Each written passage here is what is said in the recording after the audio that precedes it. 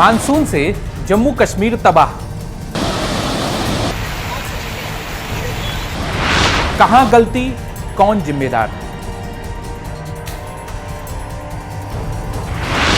तबाही से सबक लेना जरूरी।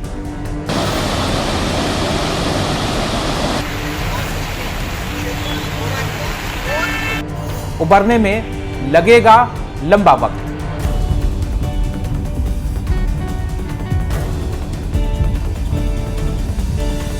जम्मू और कश्मीर इतिहास के सबसे विनाशकारी मानसून मौसमों से एक से जूझ रहा है। अब तक 122 लोगों की जान जा चुकी है, कई लोग लापता बताए जा रहे हैं। साथ ही बाढ़ से हुए हादसों में 350 से ज्यादा लोग घायल हुए।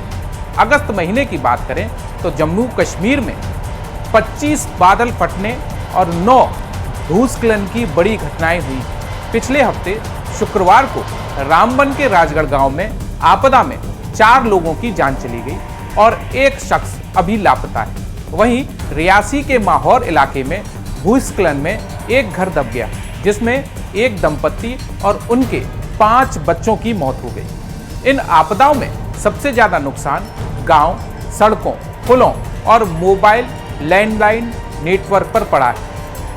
नमस्कार, न्यूज़ 18 के सोशल मीडिया प्लेटफॉर्म पर आपका स्वागत है। मैं हूं धीरज कुमार दुबे। इस बार मानसून मौसम का असर धार्मिक तीर्थ यात्राओं पर भी पड़ा है। भूस्खलन के कारण वैष्णो देवी और मचैल माता की यात्राएं स्थगित करनी पड़ी और इनमें हजारों तीर्थयात्री फंस गए। मानसून में स्थानीय अर्थव्यवस्था बुरी तरह प्रभावित हुई। किश्तवाड़ हो, कठुआ हो, डोडा हो, रियासी हो, सोनमर्ग और रामबन, ऐसा कोई जिला और इलाका नहीं है जहां इस बार बारिश ने तबाही ना मचाई हो। कई जिलों में घर के साथ फसलों को भी नुकसान पहुंचा है और लोगों को सुरक्षित स्थानों में शरण लेनी पड़ी।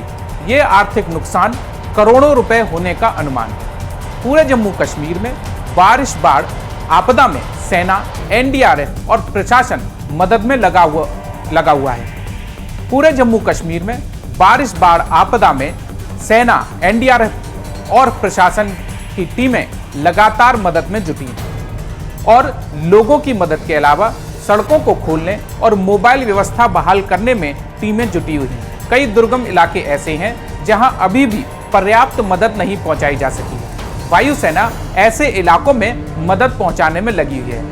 सोमवार को केंद्रीय गृह मंत्री अमित शाह ने जम्मू कश्मीर में बाढ़ प्रभावित इलाकों का दौरा किया और राहत कार्यों का भी जायजा लिया। उन्होंने सुरक्षा एजेंसियों को सतर्क रहने और बाढ़ से हुए नुकसान का आकलन कर प्रभावित लोगों को मदद पहुंचाने के निर्देश दिए। अमित शाह ने केंद्र सरकार की ओर से हर संभव सहायता का आश्वासन भी दिया और क्षेत्र में विकास कार्यों को तेजी से पूरा करने पर जोर दिया। इसके अलावा सीएम उमर अब्दुल्ला ने भी बाढ़ प्रभावित इलाकों का दौरा किया और राहत बचाव अभियानों की समीक्षा की।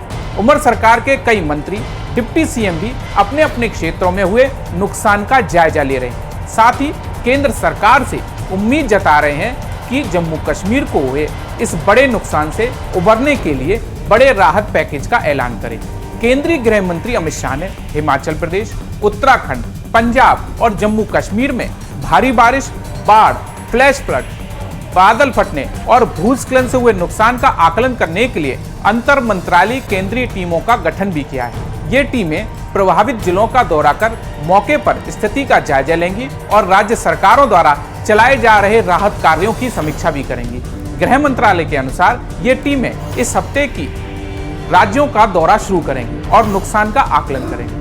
जम्मू कश्मीर में ये टीम उन जिलों का दौरा करेगी जो हाल के मानसून में भारी से अति भारी वर्षा और प्राकृतिक आपदाओं से सबसे ज्यादा प्रभावित हुए हैं।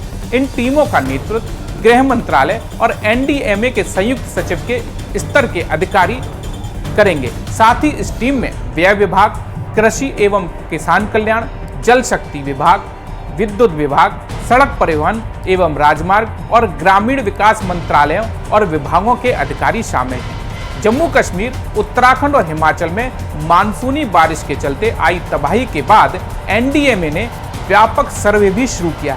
ये सर्वे जम्मू कश्मीर राज्य आपदा प्रबंधन प्राधिकरण के सहयोग से किया जा रहा है। JKSDMA के सदस्य ओपी मिश्रा के मुताबिक इसका उद्देश्य क्लाउड बस्ट, फ्लैश फ्लड और भूस्खलन जैसी घटनाओं के कारणों का पता लगाना है।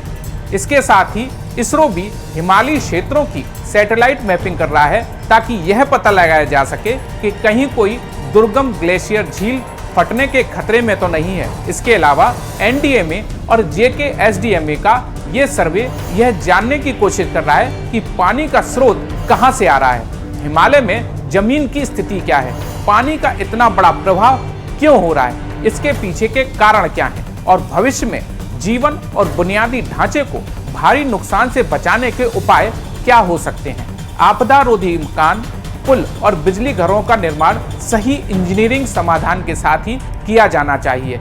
मौसम विज्ञानी भी बादल फटने की बढ़ती घटनाओं के लिए ग्लोबल वार्मिंग और क्षेत्र के संवेदनशील हिमालयी भूभाग को जिम्मेदार बता रहे हैं। मौसम विभाग कश्मीर के निदेशक डॉक्टर मुख्तार अहमद ने कहा कि ग्लोबल वार्मिंग के कारण वातावरण में अधिक नमी बनी रहती है और क्लाउड बस्ट जैसी घटनाओं का कारण बनती है।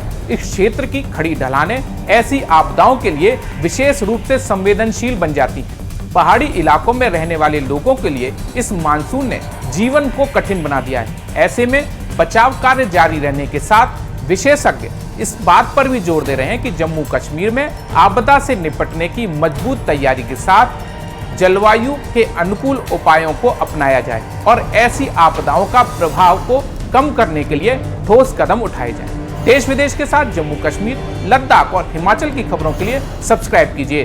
धन्यवाद।